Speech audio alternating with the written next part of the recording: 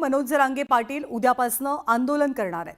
कुटुंबाच्या प्रश्नावरती जरांगे पाटील आज न्यूज 18 लोकमतशी बोलताना काहीसे भावुक झाले।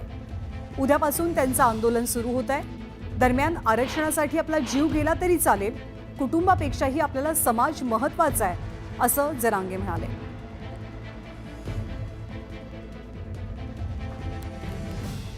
मनोज जरांगे पाटील उद्यापासून पुन्हा एकदा मराठा आरक्षणासाठी आंदोलन सुरू करतात। मनोज जरांगे पाटील यांनी आपला जीव गेला तरी बेहत्तर, पण समाजासाठी आपण लढत राहू असं म्हणत असताना कुटुंबियांबद्दल जेव्हा त्यांना प्रश्न विचारला गेला तेव्हा ते कमालीचे भावुक झाल्याचं चित्र पाहायला मिळालं।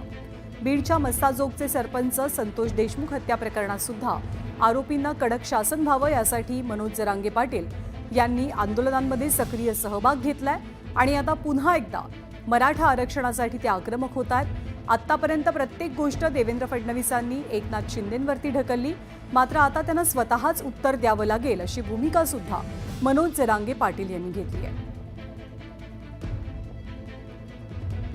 त्यामुळे मनोज जरांगे यांची आता यापुढची भूमिका नेमकी कशी असेल, त्यांच्या आंदोलनाला कसा प्रतिसाद मिळतो याकडे लक्ष असणार आहे। निवडणुकीपूर्वी मनोज जरांगे पाटील यांनी जी आंदोलनं केली, खास करून लोकसभेच्या निवडणुकीआधी त्याला मोठा प्रतिसाद मिळाला होता आणि एक प्रकारे मराठा आंदोलनाचा, मराठा आरक्षणाच्या मुद्द्याचा इम्पॅक्ट लोकसभा निवडणूक निकालांमध्ये सुद्धा पाहायला मिळाला।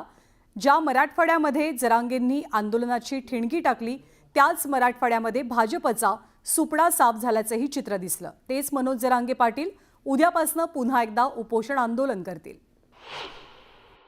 समाजाचं आरक्षण लय महत्त्वाचं आहे। समाजाचे लेकरं लय बिकट परिस्थितीतून चालले, त्यांच्यासाठी मला लढू द्या, बाकी काही नाही। मला त्यांच्यासाठी लढू द्या, मिळून देऊ द्या। आलो तो कुटुंबासोबत हे, नाही आलो तरी कुटुंबासोबत नसलं तरी चालेल।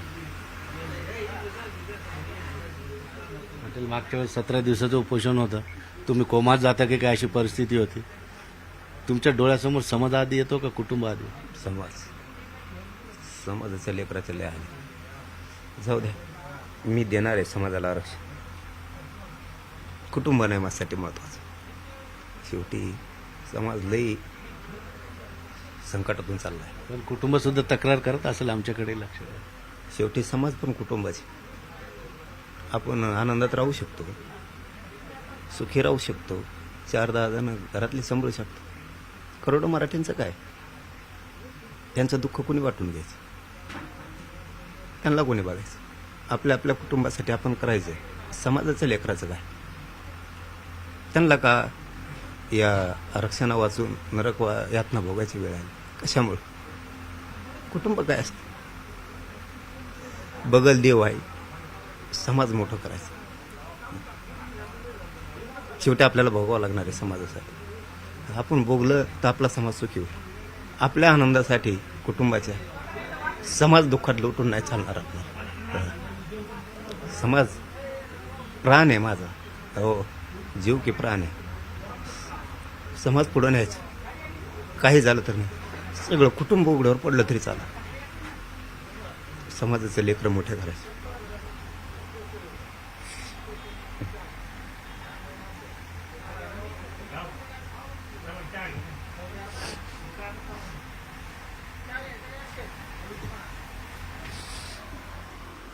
बघितलं आपण या ठिकाणी मनोज जरांगे पाटील यांचे मी असे इंटरव्ह्यू केले आणि कुटुंबाबद्दल प्रश्न विचारला, त्यांच्या डोळ्यात निश्चित पाणी येतं। मात्र त्यांचा प्रामाणिकपणा सुद्धा यामध्ये दिसतो की कुटुंबापेक्षा मला समाज महत्त्वाचा। आणि ज्यावेळेस तब्येत खराब होते, 17व्या दिवशी काय तुमच्या डोळ्यासमोर होतं तेही त्यांनी सांगितलं की कुटुंब नाही तर समाज। सध्याच्या काळामध्ये समाजासाठी एवढं एक दिलानं प्राणाची आहुती देण्याच्या साठी कोणी पुढे येताना दिसत नाही।